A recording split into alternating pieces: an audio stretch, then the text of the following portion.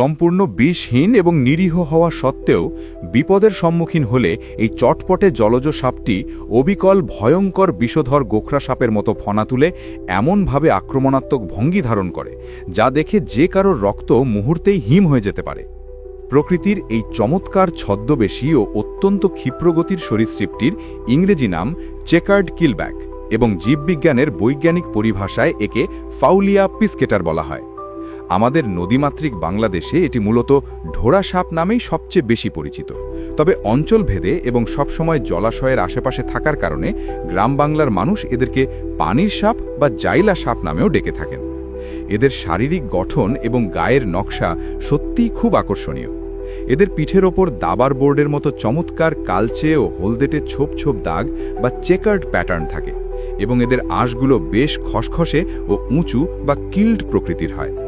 চোখের নিচ দিয়ে দুটি স্পষ্ট কালো দাগ এদের মুখের দিকে নেমে আসে, যা এদের সহজে শনাক্ত করার অন্যতম প্রধান বিজ্ঞানভিত্তিক উপায়। এরা দিনের বেলায় সবচেয়ে বেশি সক্রিয় থাকে এবং শিকার ধরার জন্য কাদামাটিতে বা কচুরিপানার নিচে ওত পেতে থাকার এক অসাধারণ ধৈর্য এদের রয়েছে। স্বভাবগত দিক থেকে এরা অত্যন্ত চঞ্চল এবং দুর্দান্ত সাঁতারু একটি প্রাণী। খাল, বিল, নদী, নালা, পুকুর বা স্যাঁতস্যাঁতে জলাভূমির আশেপাশে এদের বেশি দেখা যায় এবং শিকারের খোঁজে এরা পানির নিচে দীর্ঘক্ষণ শ্বাস বন্ধ করে ডুবে থাকতে পারে। এদের প্রধান খাদ্য তালিকায় রয়েছে ছোট মাছ, বিভিন্ন প্রজাতির ব্যাঙ এবং ইঁদুর জাতীয় প্রাণী।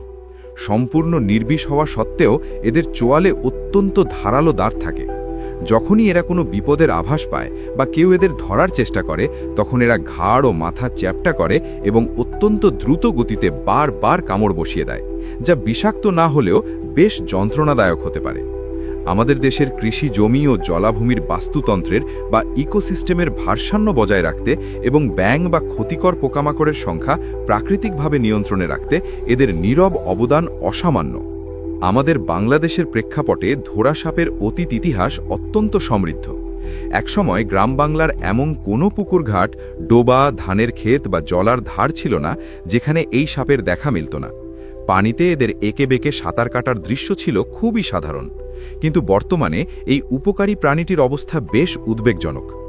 বিশ্বব্যাপী IUCN-এর লাল তালিকায় এরা ন্যূনতম বিপদগ্রস্ত হলেও আমাদের দেশে পুকুর ও ডোবা ভরাট, কৃষিকাজে মাত্রাতিরিক্ত কীটনাশক প্রয়োগ এবং মারাত্মক নদী দূষণের কারণে এদের প্রাকৃতিক আবাসস্থল আজ ধ্বংসের সম্মুখীন।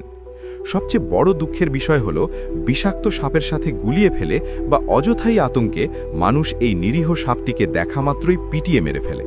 এছাড়া মাছ ধরার কারেন্ট জালে আটকা পড়েও প্রতিদিন অসংখ্য ঢোড়া সাপের মর্মান্তিক মৃত্যু ঘটছে, যা আমাদের পরিবেশের জন্য এক বড় অশনি সংকেত। আমাদের চারপাশের এমন সব নিরীহ ও উপকারী বন্যপ্রাণীর বিজ্ঞানভিত্তিক সঠিক তথ্য জানতে ঘড়িয়াল বাংলা ফেসবুক পেজটি এখনই লাইক করুন।